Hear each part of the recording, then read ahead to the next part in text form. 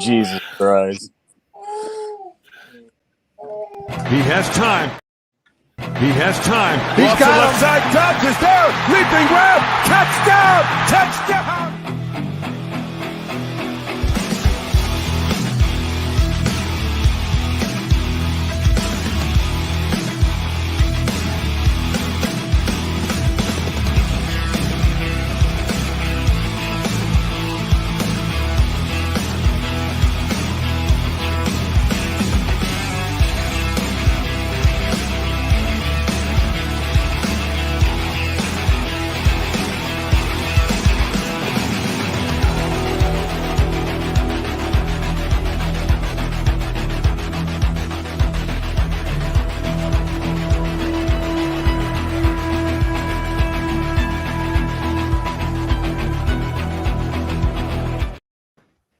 Good morning, everyone. It's Ken and Ken in the morning. And of course, the NFL Combine is going on, which means it's rumor central. Players are getting cut to make salary cap deals might be made.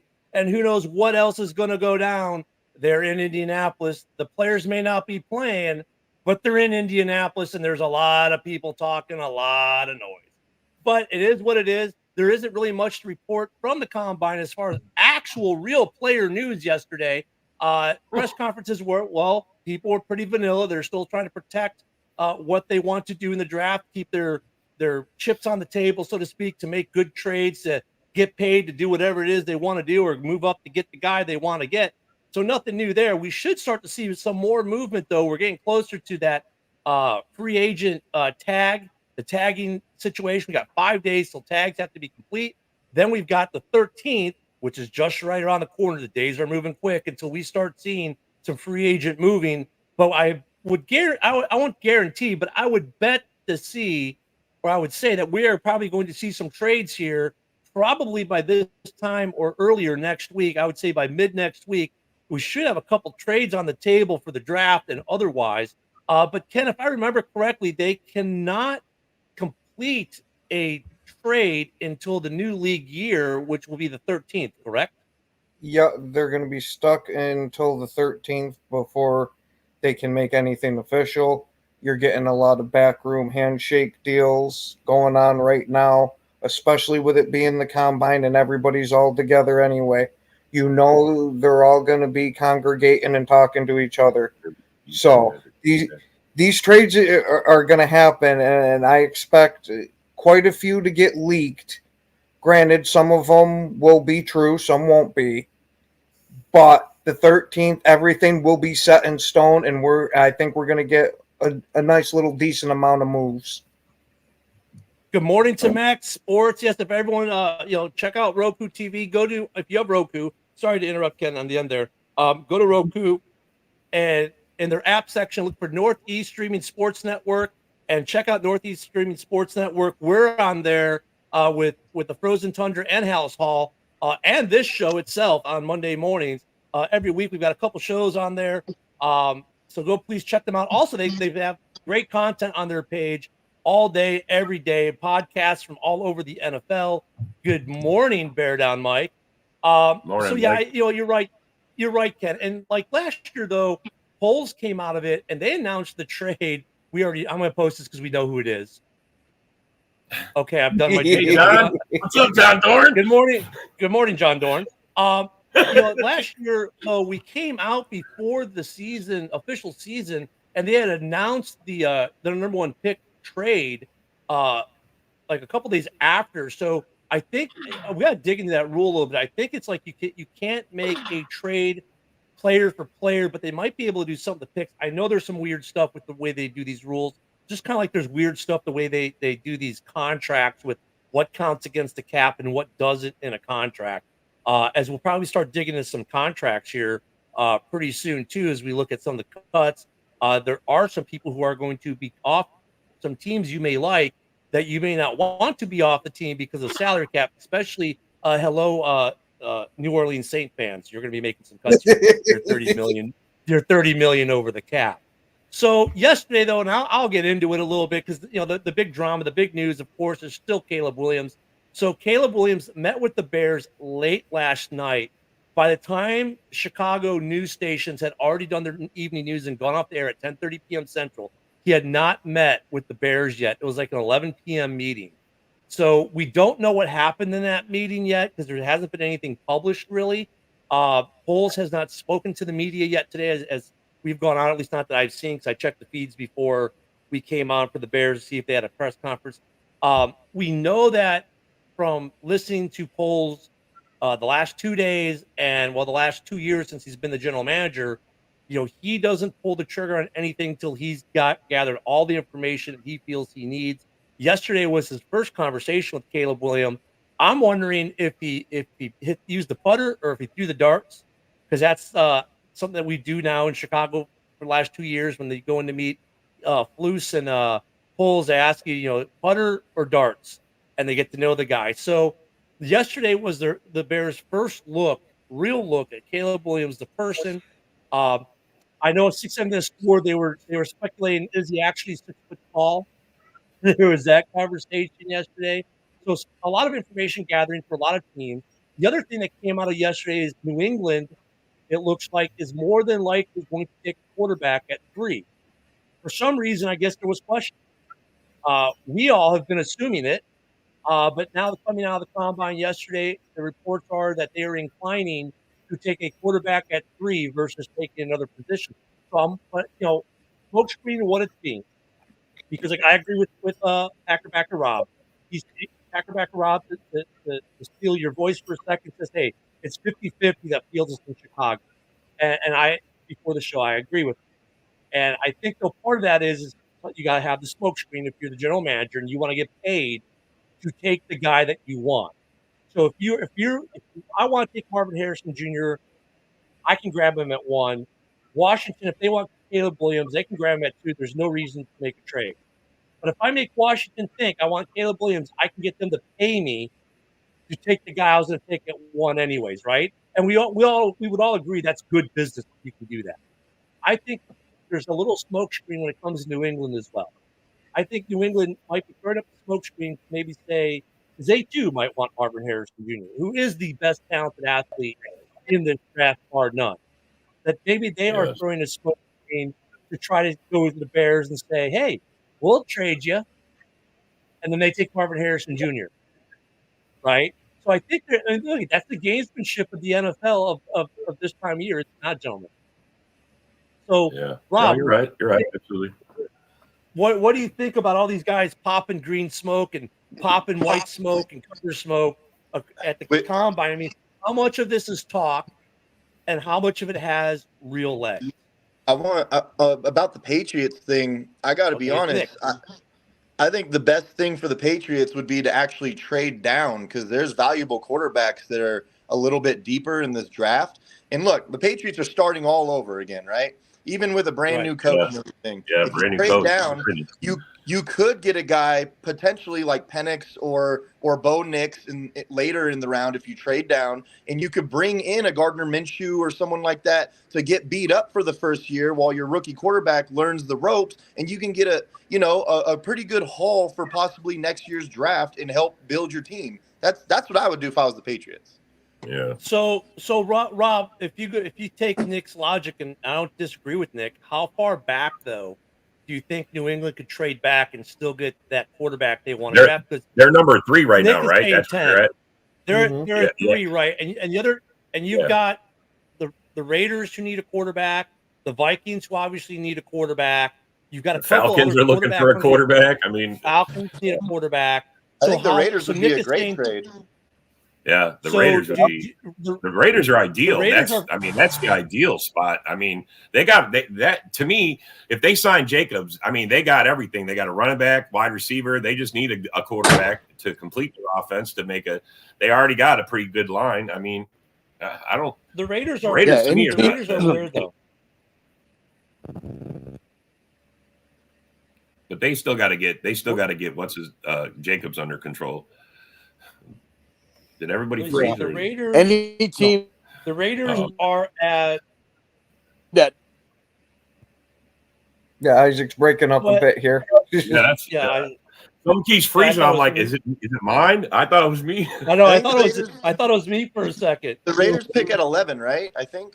No, I'm looking it up I right think now. they're right at 10. I think. Oh, okay, 10. Because 11 No, is you guys are Minnesota. both. No, The Giants are another team. Pick That's another 13. team that 14, Thir- 13. 13. All right, the Giants. They're in the top 10. They're the I think 6, right? The Giants. Yeah, but Yeah. they might The take a Giants was a quarterback good too. spot, too. Yeah, that's what I mean. I mean, look at that's if you listen to Ken, who's in New York, they're pretty sick of Danny Dimes, even though they can't. Oh, If they cut him, no. if Ken's they story's cut got Danny- merit. That whole let's move Oh, on. I from this agree. one. absolutely. Because and even your regular news stations right now are talking about how there's a lot of people that want to move on from Daniel Jones. So it's not like that. This is grasping at straws. This is what it sounds like the people are calling for. They don't like DeVito. Well, DeVito's nice, but he's a backup. He's We- not a Mo- mo- Badgett. Most New York Yeah, he's fans, like yeah, he's a bad. Okay, he's a career New backup. York fans know him very well because he was the quarterback at Syracuse. Oh, that's why. Oh yeah. That's why I get such a good following. Oh, you gotta And look, believe I it. mean, and the Giants story, I think, has a lot of legs too. Also, because if you look at what we think, oh, well, they're not willing to take $30 million in dead cap, but then you turn around, you go to Denver, and they're like, yeah, here, hold my coffee. I'm going to take $85 million in dead cap to get rid of Russ.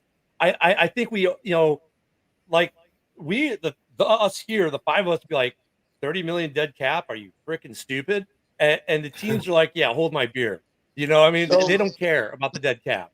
Because Minnesota is at 11, that would probably be ideal. And I'm going to say this like with absolute seriousness. We've seen in the draft, Kwesi makes really dumb trades during the draft. I think New England could get something substantial out of them, and then they move up to 3, get their quarterback. At 11, you could definitely get a good quality quarterback in this draft. You can. Yeah. Yeah, but They Nick, get what's Justin funny, though, and Jefferson. yeah, you know what though? Yeah, they're not Nick, gonna it's have him funny to throw because to. I don't disagree with Nick at all. I think we all agree with Nick. But you know what the funny part is? For as shitty as we think these trades that Kwesi makes are, that Vikings team stays relevant and they stay competitive. Yeah, they have. I mean, that's the thing. Like, especially last year. I mean, we all thought their defense was trash, and they turned out to be the best part of their team, man, last year. Yeah. Well, I know we don't. Hold on a second. Another thing, the big news coming out of last evening was that the Chiefs had granted Snead permission to seek a trade now. Oh. Really? Well, and that was a Zach fake. So Wilson- they tagged him and they're letting him go Just to seek a control it. trade. They just tagged it to control it. That's what that's for. Yeah, Holy because shit. if you Yeah. tag them and they trade, then you get something. If you don't tag Yeah. him, he can walk. You get nothing. Yeah. So They come exactly- on. actually, We're gonna trade for him. well, If somebody actually, was going to there's take him. more- I wanted us to go after him. Shit, man. Oh yeah. Well, Zach All Wilson through the and playoffs, actually, he was making plays all through the playoffs. Zach Wilson was also given permission to seek a trade Oh. too yesterday. I mean, just if we're going to put the news Yeah, out we need there, a that's towel what guy. the news. But What, but no, but you know what is though? the CFL team going to trade for him? I don't know. We need You a know, lawn but snapper. here's the other thing though with the Snead situation and with the tag. So people think, well, if you tag them, they're untouchable. If you tag them, you can trade them. Actually, it's not that they gave him permission to seek a trade because you may have tagged him. Technically, he's not under contract unless he signs it. However, with the tags, there's different things. Once you tag a guy, it doesn't mean they can't be signed by another team. It just means there's a very significant cost to sign a player that's either been transition tagged or franchise tagged. You can still sign a guy who's been franchise tagged by another team. You're paying out the yang for it, though. You don't have to make a trade. You don't have to make a trade, but you're paying out the yang for it in compensation to that team. So, but I think what Kansas City's saying, look, if you find a trade partner and we'll do a sign and trade, is basically what they're saying. But that's pretty smart on their behalf, though. I mean, I think it's interesting. We're going to add Joseph here. I think it's going to be kind of at least. It's It's I mean, you know, it's going to be. I was gonna say it's even though we make fun of Zach Wilson, about him being traded, whatever, actually last year proved that the secondary market for quarterbacks is actually on the rise because half the starting quarterbacks went down. Yeah. Zach Wilson could find himself in a position to back up a quarterback. And, I could see him being a backup in like Indianapolis or something like that. Yeah. Same thought. Yeah, he can ride like a wave like Gardner Minshew has done. You know what I mean? This be that quarterback that could fill in for a starting quarterback, and depending on the right position, they could make him successful. Because if you look at Zach Wilson's game, right? Yeah, you'll see some of the bad stuff that comes with it, right? You see a lot of the negative stuff, but you see some games where he has progressions, where he's making throws, big time throws. He did. So he did get a little there. Better last year. There were moments where I could see Aaron Rodgers is kind of coaching him up on how to like get the ball out fast, throw it away. But then it starts to get to the critical moment of the game, and then the old Zach Wilson always comes out. Man, it's like you cannot trust that guy at all. And the Chiefs. Well, that's because he's starting to think about moms. Like, what mom? He's going. I was just gonna say he's going to the Rams because of the Real Housewives of those OC. So I think he's gonna hit on Sean McVay's mom just like Jared Goff did. I think it's interesting what the Chiefs keep doing. They keep not overvaluing their players. And I think other teams might need to start paying attention to that because they're still winning, even though they're getting rid of the guys that are overvaluing themselves. Like Tyreek Hill, for example. If you keep him, I mean, you have to gut out your defense eventually because of how much money he's going to command. The whole reason that they won the Super Bowl, in my opinion, was because of their defense. Keep that intact, Oh yeah. Well, and they're gonna re-sign their linemen. That's where they keep their value, right? They sign their linemen, and they'll let the receivers and their cornerbacks go to a certain degree, depending on the money value. And I think with Snead, I think it's smart from them, though, because when they tell him, hey, go look for a trade, that also, I mean, I think Kansas City's still going to sign the guy. He's end up in Kansas City. But what they do when they say that, they take his market value and say, really, you think you're worth $30 million? See if you can find someone else to pay it. And when you can't, then you're going to take the $20 million we're offering you. I know exactly what happened. Exactly what happened is they're between a rock and a hard place with Chris Jones and Snead. They either have to pay this guy or pay this guy, and Chris Jones is the right answer 100% of the time. I think what you're not going to find a better pass rusher. They're going to pay Jones, dude. I think what Ken is saying though holds a lot of weight because, like I was saying, how teams devalued the running back position. You know how they did that? As a league as a whole devalued the running back position, and now we're not paying them as much as they probably are worth. If you did that with these quarterbacks, if you did it as a league as a whole with the quarterbacks, we wouldn't be paying them $60 million a year. You know what I mean? Yeah. Oh no. Yeah, I mean, look at the running backs. Running backs are making about half of what they were making on their second contract. You look at when Zeke got his big contract was what, 20-some million a year. Dude, now if you're a big time running back, you're looking your value is around 10. Like 10 or 11, the market for running backs is 80, where they relied on running backs to run the offense. Yeah, now it's totally flipped over its head. It's all the quarterback. Well, these days, if you run a 2-back system, you could find a really good quality running back for $6 million a year these days. Like it's really plummeting. Or you could find a really good quality running back in the 5th round for $250,000 a year. Yeah. How many times have you seen teams get burned on giving these second contracts to these running backs, and they massively dip in production or completely fall off the cliff? Enough that they're not doing it anymore. Yeah, these running backs. We're good. Yeah, these running backs coming out of the draft are just killing it. So, like, why pay a veteran guy that has issues, you know what I mean, when they can pay a young guy that has no issues and they can run his ass off? If you perform, someone's going to pay you, man. If you perform, someone's going to pay you because they want that performance, man. Look at Josh Jacobs is another great example. Josh Jacobs, if this was 4 years ago, someone would back up a Brinks truck with $24 million a year to pay Josh Jacobs. they would have done it last Well, he year. went They did it backwards. again Like this he year. slid last year. That's why he's not jumping out there off their team. I don't even think it's performing anymore. I think at this point, if your running back has something that everyone else's running back doesn't, that's what they look for. Like that's why I Right. think that Green Bay is going to bring back Aaron Jones because he just has something that other running backs don't. You know what I Yep. mean? Like I'd say there's CMC, Oh. it's Oh, like go ahead, the Ken. I would think more like it's like CMC, right? If you're Yeah, like a guy like absolutely. CMC, you're going to break the $10 million mold because look at everything CMC does. Plus, he doesn't have the injuries. Plus, right? I mean, Josh there's a Jacobs small is- group. There's ahead. definitely a small group. I was going to say there's definitely a small group of running backs you do want to pay, right? You do want to Right. give them that big contract. And I Because like they that you make a brought up difference. CMC. Name Yeah. one team in the NFL that's not paying CMC today. Name Yeah. one. Yeah. If CMC really Performs, you're gonna proved pay him. Exactly. really proved that he is I in my mind I think he's the best running back in the league, you know, with everything that he does. He's a multiple facet weapon. He's a close second to Aaron Jones, you mean? Yeah, there we go. That's what I was. But no, there's a good, you know, there's just a group of running backs that you're willing to pay, but the rest of them, you know, shit's on the wall with them because you could draft.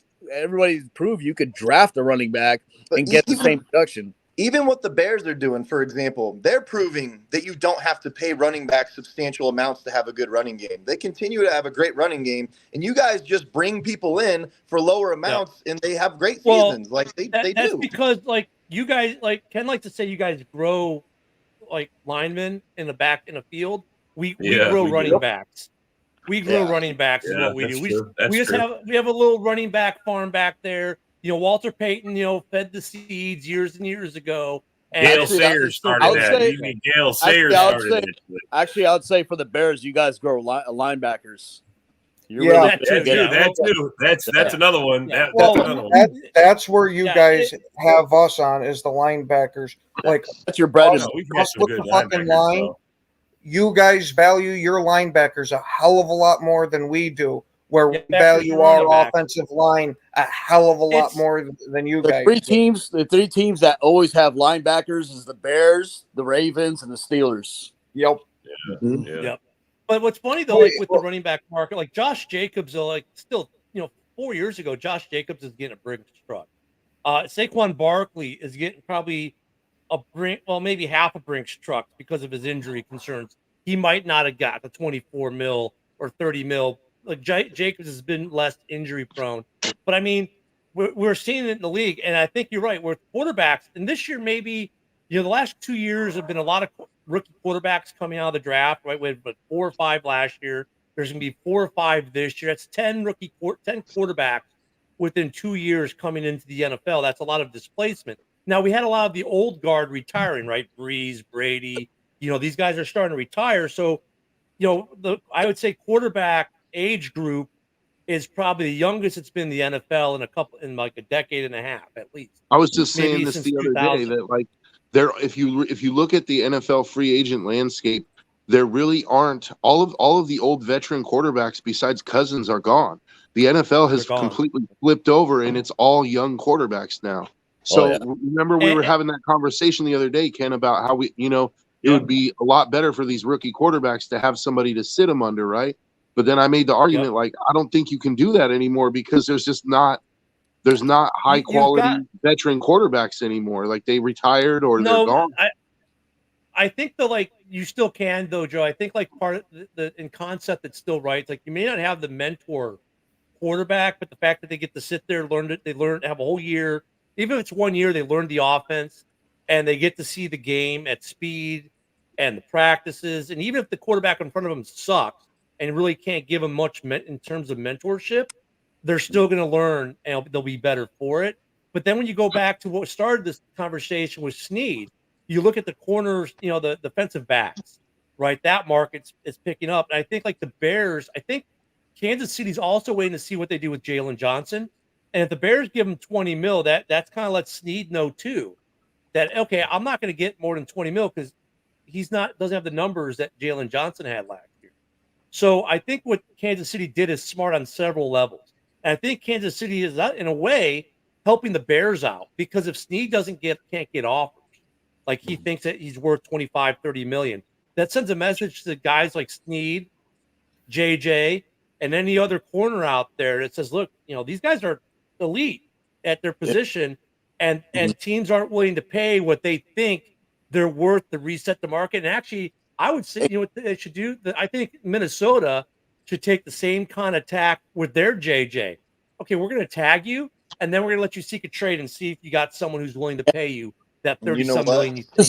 What you're talking about right now is why Caleb Williams is tactically, calculatively doing what he's doing. It's possible that he's trying to put himself in the best position business-wise, because we're all starting to learn, not just as fans, but the players are learning as well year by year, that this is a business and you are expendable if you want too much money. Like, I think Caleb is learning that at an early age. Yeah, players now these days are not. Dude, like, I was just like, oh, okay. I was just thinking about this yesterday, going off of what Nick was saying about like Caleb trying to intentionally like place himself somewhere like in a better position.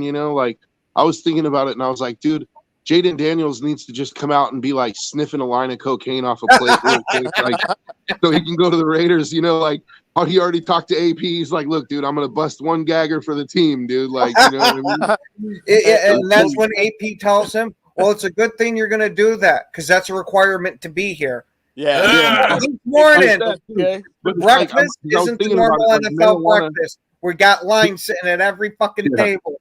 Hey, because you remember when Laramie Tunsil did the gas mask thing, right? Like that's not going to work now because marijuana has been like socially acceptable across the country for a couple of years now. So people look at that and they'll be like, "Oh, that's no big deal," He's got to bust a gagger of cocaine or something, dude. Like, And see, like what we're talking about, though, is exactly what this commenter maybe isn't getting, right? Yeah, so true, like, man, right there. No, actually, it's not true, Rob. It's exactly what we're talking about the business. The Bears are playing the business piece of it. Because look, if the Bears came out what today, he said was if the Bears were really locked in on Fields, then they would just say he's our franchise quarterback and take it off the table. No.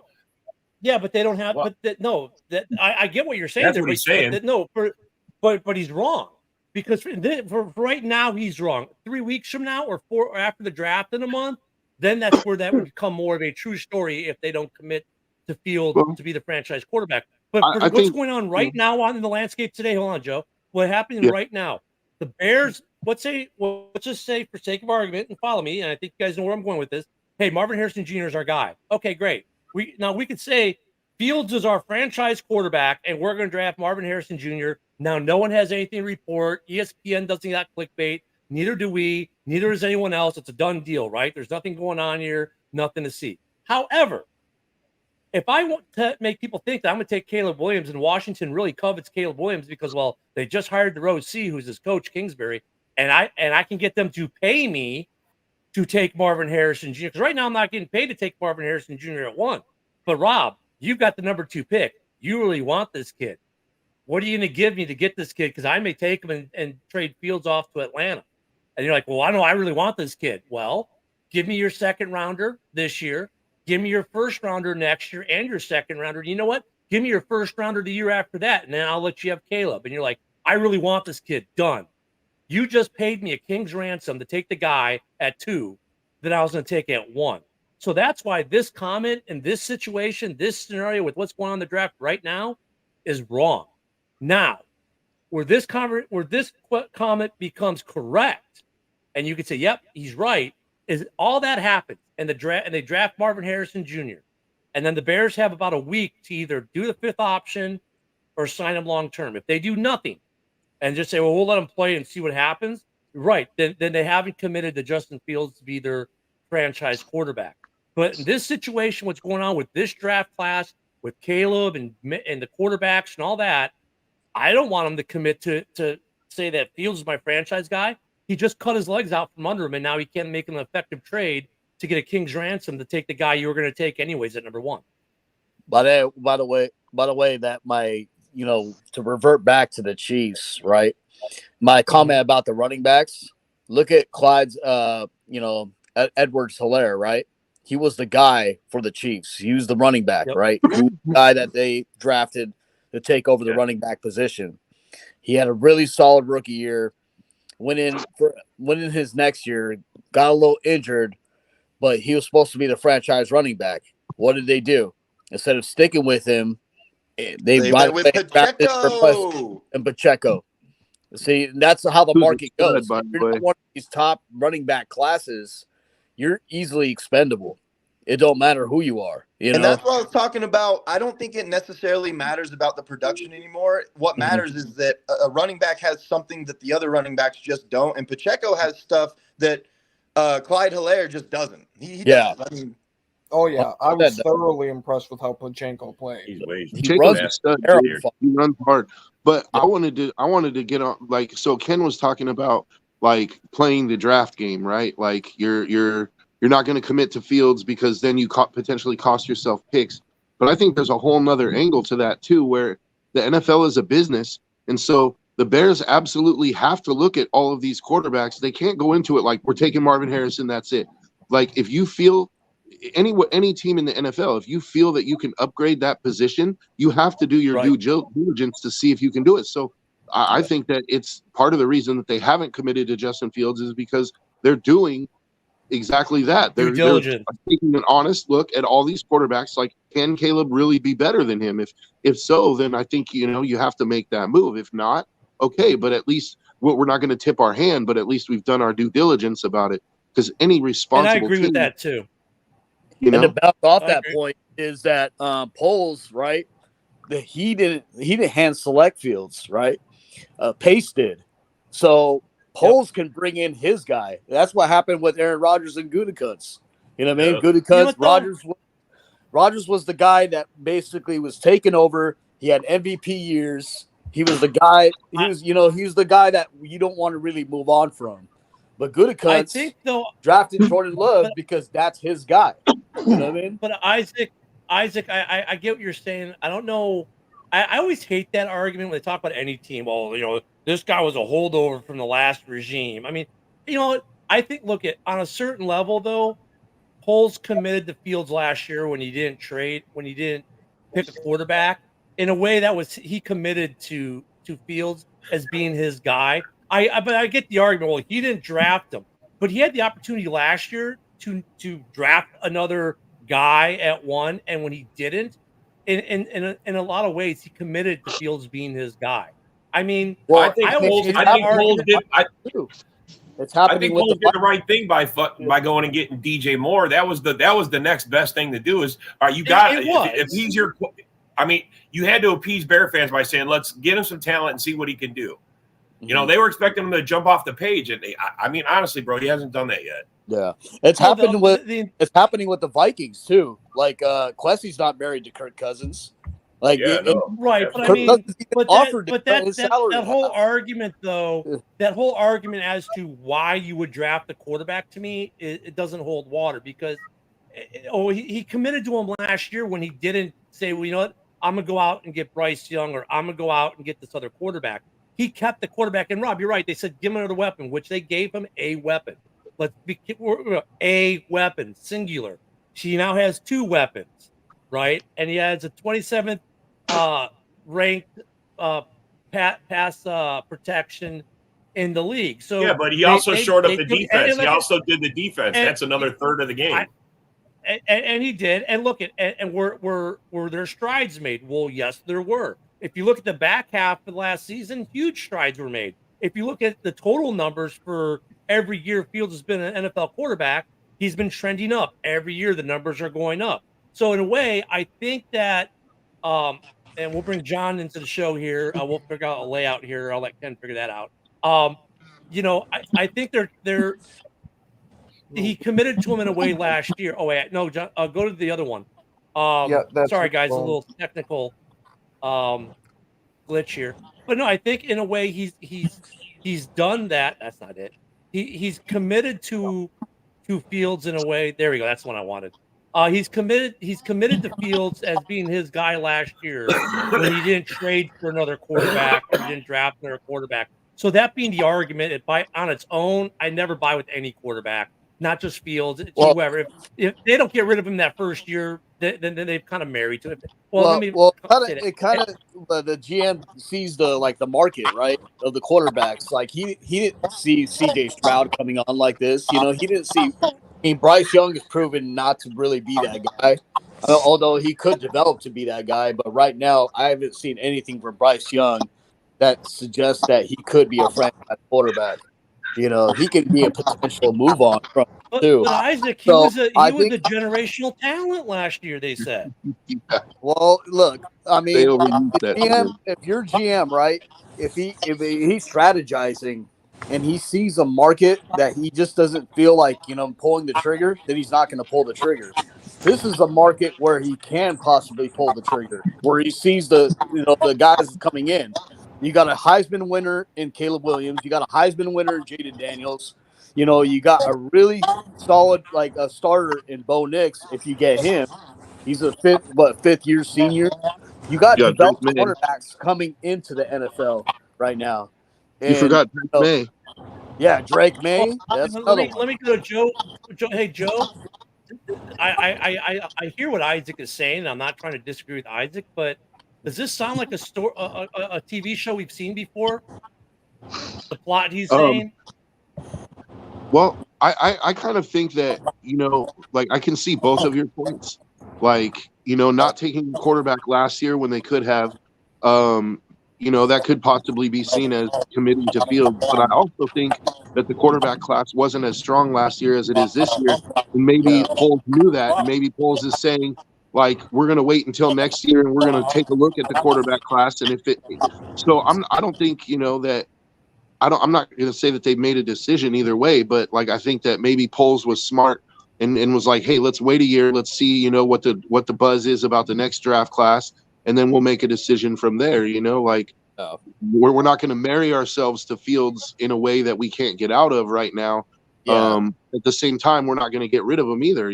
Let's sort of hold on and see what the next quarterback class looks like. And the due diligence thing obviously is a piece of it. And then obviously, go back to what I said, if he can get paid, if Marvin Harrison was the guy I look at this one, I'm not disagreeing with what you guys said about due diligence and you have to look, but coming in, if they said Marvin Harrison was a guy on the board first, right? And now that there's two things he's looking at. He's doing his due diligence on the quarterbacks. One, are any of these guys going to be better for me than Fields is going to be? And then two, is it worth not taking Marvin Harrison? He's asking both those questions, I think, to a certain degree. So I'm agreeing with you guys. But a guy who really needs a quarterback, and he's the only member of our panel who's literally working on his job right now while talking to us. And you can tell he's having a wonderful day of work by the facial expression. Sully, what's your team going to be doing in all this? I really don't know. I honestly, if you ask my opinion, I think they're going to try to bring Kirk Cousins back. I honestly think they are. I don't think they're going to move up in the draft. I don't think they're going to make any moves in the draft to move up for QB. I would like to see them do that, but I don't think they're going to do it. I just don't think they're going to do it. Sully, hold on. I got breaking news. Minnesota fans have just heard what you said, and they've given me a response.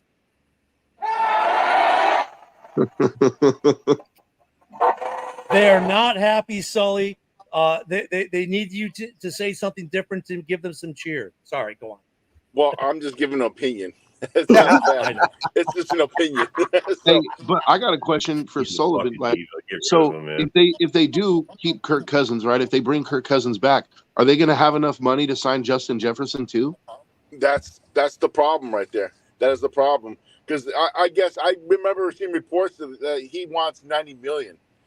Yeah, he wants like crazy $30 million a year money. Right. And it's like you've only gotten us to the divisionals. That's the furthest we've made it with you. We've only made 2 playoff appearances in 6-7 years with you.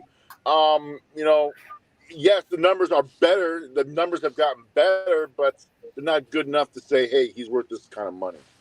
So he's your golden ticket to get a quarterback. That leads me to another question for the whole panel.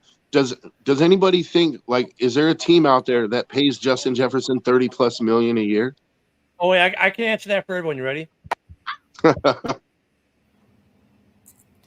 I don't know anyone's going to give him that kind of money. I was going to say, Sully, do you think, I think what Sully's looking at is what Kansas City just did with Snead. They're like, you know what? We'll just franchise him when it's contract time and then give him permission to seek a trade. And then if he can get 30 mil, if he can get 30 mil, then maybe we might have to match it. But if he can't, it lets him know that no one's going to give him 30 mil and we can give him less.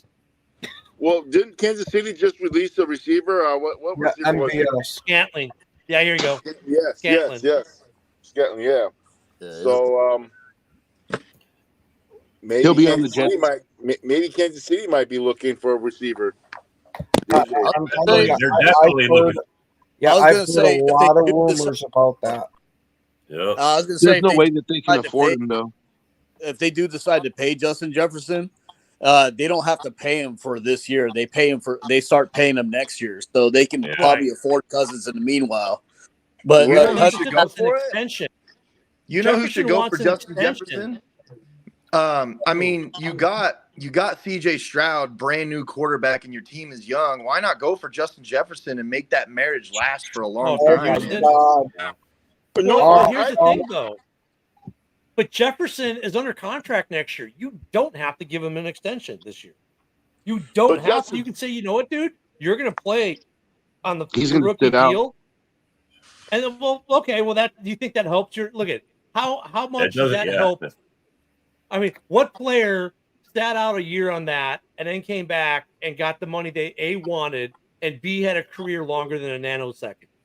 Well, he saw Addison pick up the pace. He saw Addison pick up the slack last year, so that's why he's saying, "Pay me, or I'm moving on." Because they got replacement. They got his replacement there. Well, I mean, Minnesota doesn't have to do jack with JJ right now. They can just say, "Dude, you're playing. He's a diva. Get rid of him. Use him for trade. Get a quarterback." And you know what they can do? And then they can say, "We're going to tag you next year. We'll just tag you." And then we'll let you look for a trade, and you can do what Snead's doing and watch the 30-some million a year you think you're worth. When no one's willing to trade for that contract to do that, then we're going to give you what you're actually really worth, and we'll come to a number we can both live with. I think, and that's a smart play for Kwesi. And Nick doesn't believe Kwesi does anything smart. And actually, we all kind of, when Kwesi does things, we all go, what's up with Kwesi? Kwesi's crazy. But you know what? Dumb luck. Is that a bad move to do what Kansas City's doing? With JJ? Honestly, the Vikings could use that number 11 pick, and they could get a receiver this year, and they'd have Addison and then another top flight receiver, and they could just move on from JJ, or like Ken said, put the restricted franchise tag on him, and then if another team offers him the $30 million that he wants, if he leaves, you get 2 first-round picks as compensation. Which receiver from 11 down is actually where you can honestly look in the draft and say that's going to be star receiver right there? Either going to be a break or a bust. So it's a 50-50 chance you're taking right there. At least with Addison and Jefferson, they're not busts. They're going to fucking ball out. But your number is a little bit off, though, because receivers actually hit at a higher rate than 50-50. Yeah. So, and, at 11, you don't know because it depends on how many quarterbacks go in the top 10. It depends on how many offensive linemen go in the top 10. You could see Rome Odunze end up at 11, and I think he's going to be a star. I think the top 3, Odunze, Neighbors, and Neighbors, Harrison Jr., and Dunn. Yeah, there's 3. To answer your question, Sully, there's probably at least 3 in this draft that you could draft and replace Justin Jefferson with. And I don't think they're all 3 going to go in the top 10. 11 down receiver-wise. Yeah, that's there's something else. I don't think all 3 of those top flight receivers are going to be gone by 11. Because there's going to be somebody who wants an offensive tackle. There's going to be somebody who wants Brock Bowers. There's going to be probably 4 quarterbacks that come off the board. Correct. I think there's someone in Minnesota that made this actually a lot easier for them too, with the emergence of Addison. He looks really good. He could potentially be your number 1 guy, and you draft. And look, I know that you guys hate when us Packers fans do this, but look at what the Packers just did. They drafted a bunch of receivers. They're very young, and it's working, right? It's looking very good. So if you do something similar to that and you already have Addison, you don't necessarily need Justin Jefferson to succeed. So, I think this is a lot easier for Minnesota to pull that trigger than a lot of people think. You know, Hey, you know the team. Wait, I got breaking news. I got breaking news from the rest of the NFC North for Nick's comment. They've slapped him across the face for reminding them that the Packers have not drafted a wide receiver in the first round in what, like decades? Since 80, They've done it again. They're giving it or something. Oh, wait. I'm getting more news. They said, Nick, please report to the back wall. Thank you. Hey, I just want to throw this out here. Like, I know it's probably not very realistic because they're moving on from T. Higgins, but could you imagine if the Bengals would go out and make that money appear and they could get Justin Jefferson to pair with Jamar Chase? You know what I would do if I were the Vikings? I was surprised if they franchise tag T. Higgins. I would think that maybe in a couple of years they'd franchise tag Jamar Chase. Or if you put Stephon Diggs and Justin Jefferson, Josh Allen. Shoo. Oh yeah. I was thinking to the Eagles. Like, you know, the Eagles really could have fucking drafted Jefferson. They messed up and drafted Rieger. They know they want Jefferson. You can really trade rape the Eagles to try to get them to get Jefferson off your hands and get a lot of good pieces with AJ Brown and Howie Roselle. Yeah, Howie Roselle, their GM is always susceptible to trades. He's always looking for a trade. So you could easily coerce him to like give up a lot of capital, you know, just to get Jefferson. Right. So we'll get a really good return. At the same time, you trade Justin Jefferson in Philadelphia, that's probably a Super Bowl ticket right there. So that probably punches the Super Bowl ticket right there for that team. I don't know. Yeah, with AJ Brown on the other side, that gives them. Dude, the weaponry with AJ Brown and JJ, or at least makes a very good case for it. But you know what though is interesting though, because you look what's going on in Minnesota with JJ right now. But they drafted Addison. Now they've got what? Hey, if JJ walks, I got Addison. The Bears can be in a similar situation if they do end up drafting Marvin Harrison Jr. If they do end up drafting Marvin Harrison Jr., that's the same protection in Chicago. If DJ Moore 2 years from now wants $35 million and the Bears don't want to pay it, and you've got Marvin. I think that's something though the teams are realizing. I think Minnesota's kind of showing a kind of a blueprint. Like, you've got a stud wide receiver, you go in the draft and you pick up another one in year 2 or 3 of your young stud receiver. Right now, if JJ walks, they're good in Minnesota because they still got Addison for 3 more years. So they've kind of protected themselves, making sure they have a top end wide receiver regardless what happens. But they've got both this year regardless. JJ's either, if he sits out, he's stupid. They don't have to pay them this year. Maybe they seen the writing on the wall. That's why they drafted Addison last year. Everybody questioned why they drafted Addison when they got JJ already. Yeah. Maybe this was the plan all along because JJ's such a fucking diva that they don't want to deal with this, or they knew this was coming. But I mean, I don't want any player hijacking my team or causing being a cancer in the locker room. And this is starting to turn into. Yeah, like I don't think people wanted to sit out the whole season type of thing because that didn't work well with Todd Gurley. And you know what's funny is Todd Gurley's younger than Derrick Henry, and he still doesn't have a job in the NFL. Yeah, I just saw yesterday,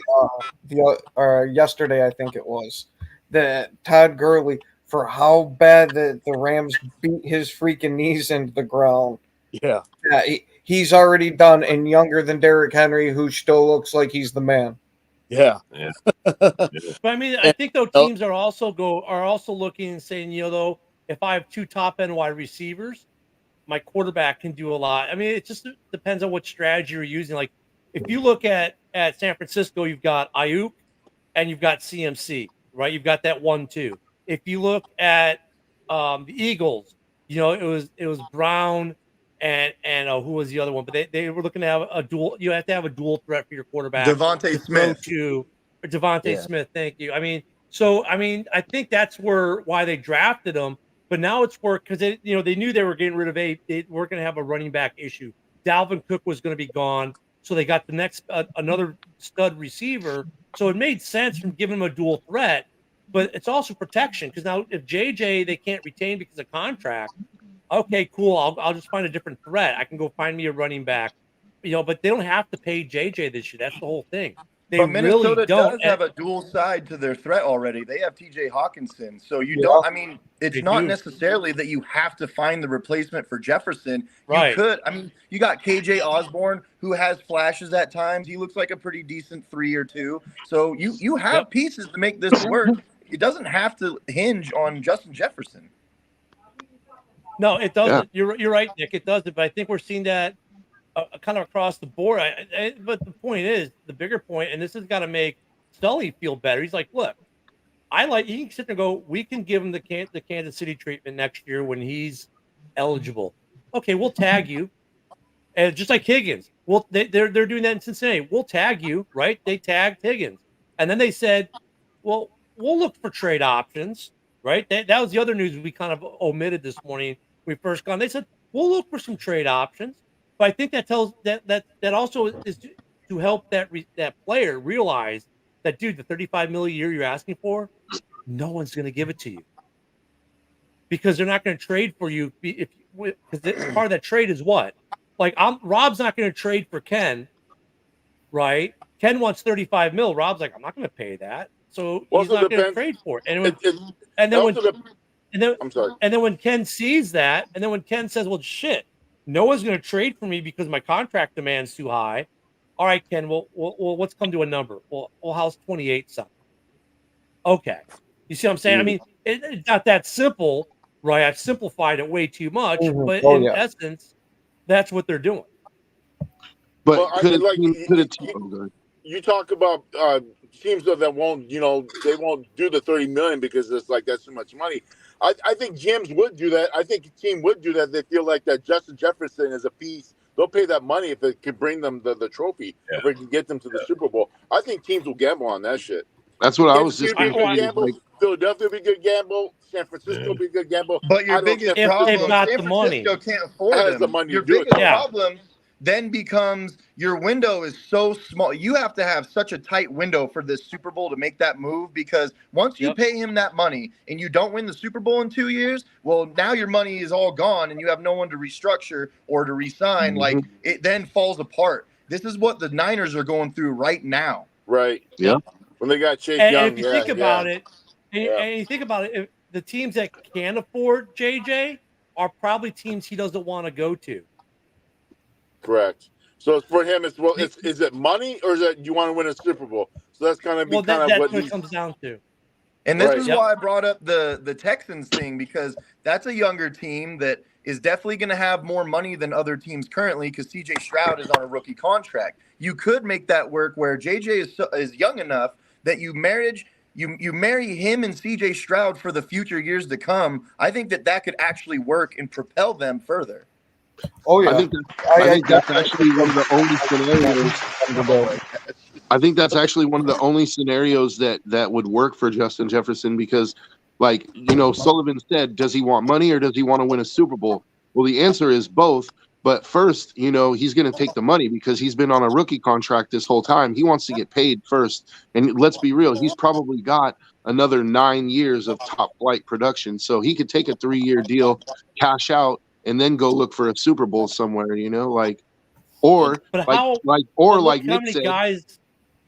Nick said, he can go to a team like Houston that's on the rise, that has the cap space, and he can get the best of both worlds. I think that's actually a really good pick from Nick. It's a solid scenario. I mean, look at there are a couple other teams. I mean, if you really want to go there, Chicago they've got the money. Right? They got cap. If they go Caleb Williams at 1, let's say they do that. Okay, we're not getting Marvin Harrison Jr. Let's go get JJ, right? And now he's got weapons. I mean, but then once again, is that in the Bears' spending plan? I think the problem that JJ faces is the teams that might be willing to spend that money to get him are teams that most likely aren't going to be in the playoffs for 2 or 3 years, because the reason they have that money is they're missing a lot of the other pieces you need. There are a couple teams who will give them the money, who are in a position to make the playoffs sooner rather than later, i.e. a Chicago. They're probably more poised to be a playoff team sooner rather than later. But then those teams are like, but you don't fit my spending plan, because I'm going to be spending on an edge rusher or a corner or an offensive lineman, a center. So it comes down to those teams. What holes are they trying to fix? And are you that pressing of a need that they're going to spend $30 million on you, or go get Adunez in the draft at number 9? The other thing So, I about mean, this, does he have a no trade clause? Because if he has a no trade clause, Rookie he can con- fuck over on his plan. Rookie contracts usually don't have no Jefferson's trade not on clauses, his do they? contract. He's on a rookie contract. No, I thought he I mean, really they got. get a rookie. No, he's No, only on it's his a first rookie contract, bro.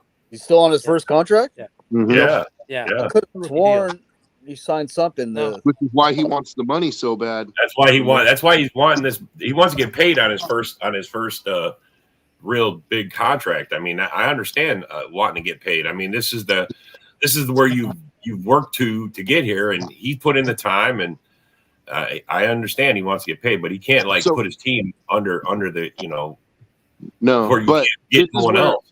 this is where what Ken said comes into play too. Like a team like Chicago, for example, that has a whole crap ton of cap space. Like if they decide to move on from Fields and they take Caleb Williams at number 1, you could take your pass rusher at number 9 and go get JJ. Use some of your cap space. Go get JJ. You take care of your pass rusher in the draft. He's on a rookie contract for the next 4 years. Like, I mean, they could make it work. And can you imagine? I mean, you just went and you got DJ Moore, and now you add Justin Jefferson to that with Cole Kmet. Like, that's an offense that can cook, man. And you already fit. Your defense looked really good at the end of last year. Like, and now you add your pass rusher that you want. And $30 million, let's be honest, the Bears have like $90 million in cap space. $30 million isn't going to break 80, the bank, dude. Yeah, but what are the Bears going to give? What are the Bears going to give for Jefferson in that scenario? And you know what though? That's the thing. Is Jefferson's going to at least get a 1, right? Well, no, that's the other thing though, Rob. I think no one's going to do it this year because no one wants to give up the draft capital. The Bears don't want to give up the draft capital. They'll go get them. 2, I think this is a non-story in a sense because, in all honesty, the Vikings don't have to do jack this year with Jefferson. They really don't have to do anything. He's probably going to sit. They don't have to. Then let him sit. And he's going to be like every other kid that sat after his first year deal. And you know what? How many, honestly, can anyone think of a guy who sat for a year, No. came back, got a big contract, and had a successful career? Anyone? No. Yeah, I can't think of a single one. Up until the last one, I was going to say Le'Veon Bell, but he didn't have a successful career after that. Oh yeah, he was absolutely terrible. He did great hijacking that, but yeah, you're right. After he got it, See, so I don't think JJ is going to sit out the whole season. He'll sit out training camp.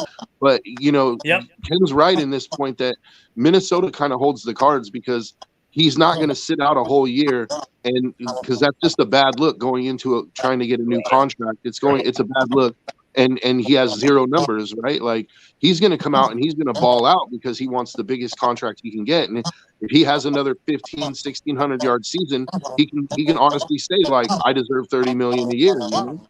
Mm-hmm. Hey, real quick, because we're about to be out of time here. Look at Vikings fans. Think about this today. The Vikings don't have to do anything this year. They really don't have to do anything next year because they can always tag them. The Vikings have control on Jefferson for at least 2 years, maybe 3, the way the tag system works. Let us know your thoughts in the comments. Let us know your thoughts tomorrow. Obviously, hope there's going to be more developing on this. There should be more developing from the Combine today. Gentlemen, as always, some great comments today. Great conversation about some stuff going on in the league. But for Ken, the rest of the crew, we're out of here till the morning. Everyone be safe today. Enjoy the rumor mill that is NFL Combine. We'll see y'all tomorrow. He has time. He's got left side touch. Is there. Leaping grab. Touchdown. Touchdown.